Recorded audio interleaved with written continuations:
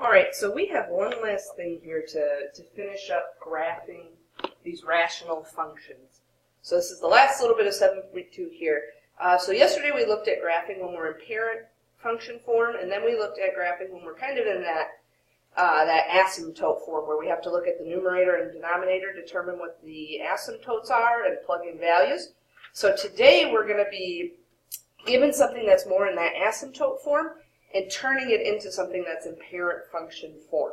All right, so we're rewriting the rational function to be in parent function form. So this is actually using things you already know. So we're going to use some division here that we learned a few sections ago.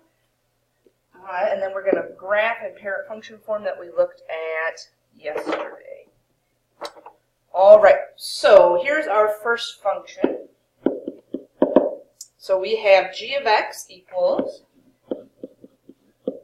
3x plus 5 over x plus 1. Now, you could just look at what are the asymptotes and plug in your points.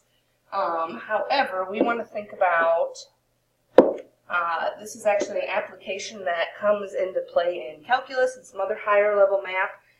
There are going to be some times where you're presented with this function and you can't do what you want to do with it, so we want to put it in parent function form. All right, so the way we do that is going to be with division, because really this is division. This is saying I'm taking 3x plus 5, and I'm dividing it by x plus 1, so that long division. Now, unfortunately, these are pretty basic here. So this is saying, remember I look at my very first value here, what do I have to multiply x by to get 3x? I multiply x by 3. And now that 3 gets multiplied by everything over here. So 3 times 3x is 3x. 3 times 1 is 3. And now I want to subtract. So 3x minus 3x is 0.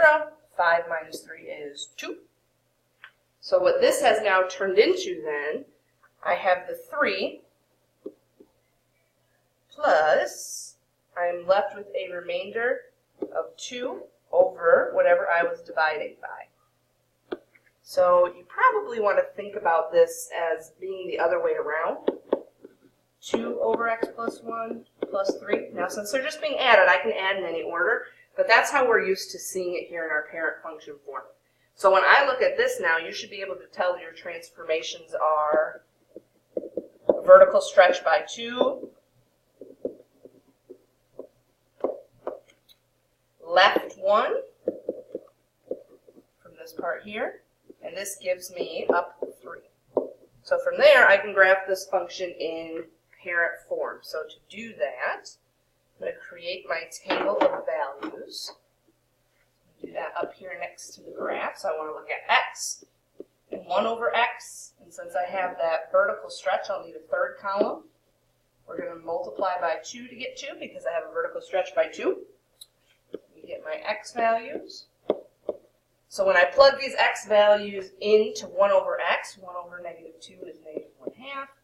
1 over negative 1 is negative 1. Dividing by 0 is undefined. 1 and 1/2. So I'm multiplying everything in that middle column by 2 to get my column on the right. So let's see, 2 times negative 1/2 is negative 1.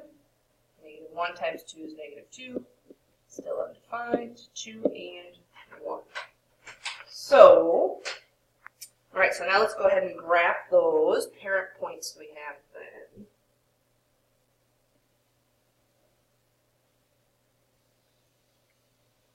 So I have negative 2, negative 1, negative 1, negative 2, 1, 2, and 2, 1. So I don't want to quite draw in my graphs yet here because I want to do my transformations.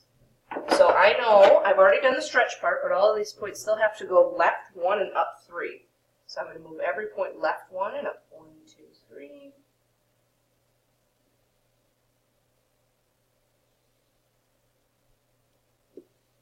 Okay, so I still need to think about where are my asymptotes. Now I know my asymptotes start at 0, so my horizontal asymptote is going to be affected by going up 3, so I have an asymptote at 3.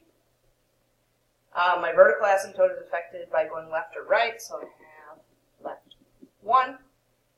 can draw in our function. Okay, so once we get it in that parent form, it's just like what we were doing yesterday. Let's look at one more example here. So we have g of x equals 2x plus 3 over x plus 1. So to start, we're going to divide here. So I'm doing 2x plus 3 divided by x plus 1. So I have to think about what do I multiply x by to get 2x. I multiply it by 2. And then that 2 gets multiplied by everything on the right. So 2 times x is 2x. 2 times 1 is 2. Then I want to change my signs to subtraction. So I get just a 1 here. So what I was left with when I divided was 2 plus my remainder was 1 over what I was dividing by. And I'm just going to rewrite that to the form we're used to seeing. So I'm just switching the order in which I'm adding. So from here I can tell my transformations. I don't have a reflection or a stretch. I'm going left 1 from this part here and up 2 from this part here.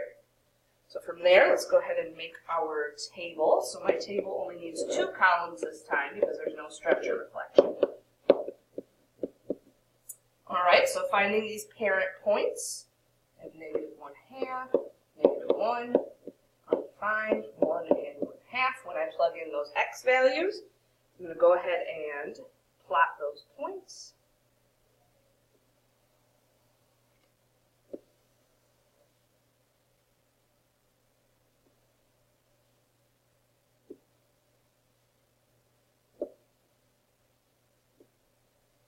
Okay, and then each of those points are going to move left 1 and up 2.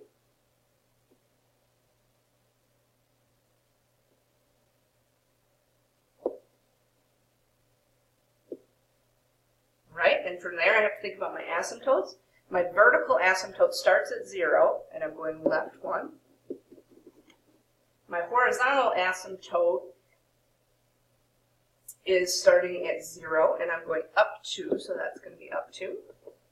And then I can go ahead and draw in my function. So one more thing to think about here is, what would my domain and range be?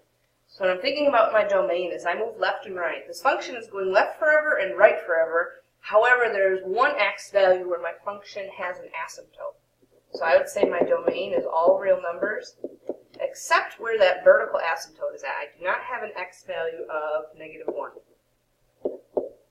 My range, same idea, is all real numbers, except for where that asymptote is at. So my asymptote has a y value of 2. So we say all reals except